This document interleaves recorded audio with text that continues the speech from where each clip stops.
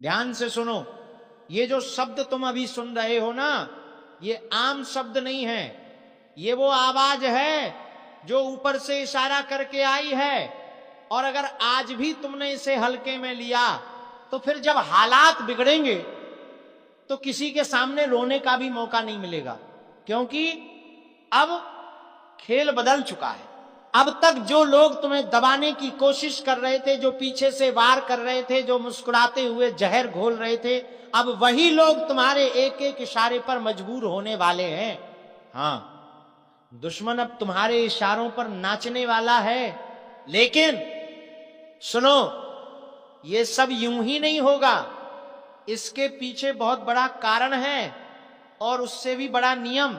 अगर तुम उन लोगों में से हो जिन्होंने चुपचाप सब सहा है, जिन्होंने अपमान को भी सिर झुकाकर सह लिया, जिन्होंने भरोसा करके धोखा खाया है, तो ये आवाज खास तुम्हारे लिए है।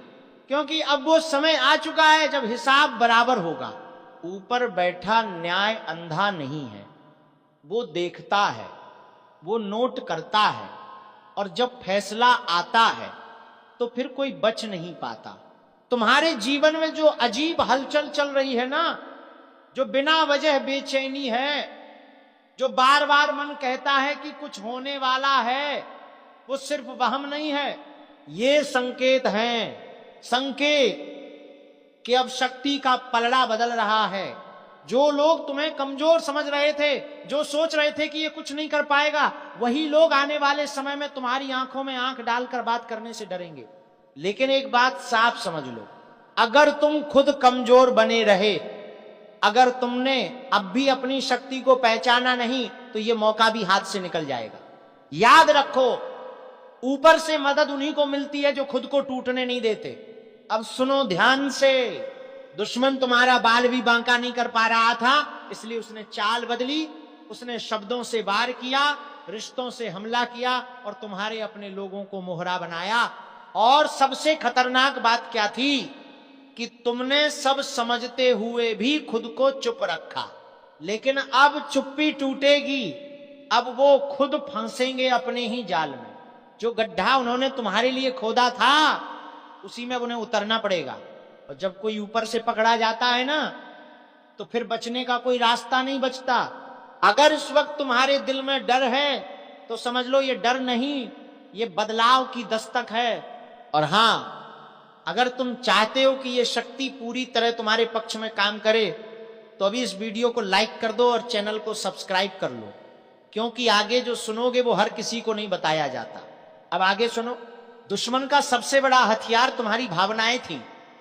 वो जानता था कि तुम सीधे दिल से सोचते हो, इसलिए उसने वही चोट की। लेकिन अब वही भावनाएं तुम्हारी ढाल बनेंगी। तुम्हारी खामोशी अब कमजोरी नहीं, बल्कि तूफान से पहले की शांति है। और जब तूफान आता है तो कच्ची नींव वाले सबसे पहले गिरते हैं। तुम्हारे आसपास जो लोग अचानक बेचैन दिख रहे हैं, जो बिना वजह घबराए हुए हैं, जो तुम्हें देखकर नजरें चुरा रहे हैं, वो यूं ही नहीं है। उन्हें अंदर से पता चल चुका है कि खेल पलट चुका है।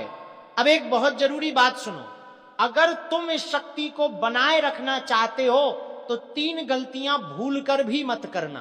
पहली, किसी को भी अपने अगले कदम के बारे में मत बताना। दूसरी, पुराने घावों को बार बार याद करके खुद को कमजोर मत करना। और तीसरी, अहंकार में आकर ऊपर वाले को भूल मत जाना, क्योंकि जो ऊपर से मिला है वो ऊपर ही वापस जा सकता है। अब वो समय दूर नहीं जब वही लोग तुमसे बात करने का रास्ता ढूंढेंगे, समझौते की कोशिश करेंगे और खुद को मासूम दिखाने लगेंगे। लेकिन याद रखना, न्याय के समय भावनाएं नहीं चलती। अगर अब भी तुम डगमगाए तो फिर वही पुराना चक्र शुरू हो जाएगा। इसलिए संभल कर चलो। अगर तुमने आज ये बात समझ ली तो आने वाला समय तुम्हारे नाम लिखा जा चुका है। और अगर तुम्हें लगता है कि ये संदेश तुम्हारे दिल तक पहुंचा है तो एक बार फिर लाइक जरूर कर देना और वीडियो को आखिर तक देखना। युद्ध का शंख बजने वाला है और ये कोई साधारण युद्ध नहीं है। ये लड़ाई बाहर की नहीं, तुम्हारे भाग्य के अंदर होने वाली है।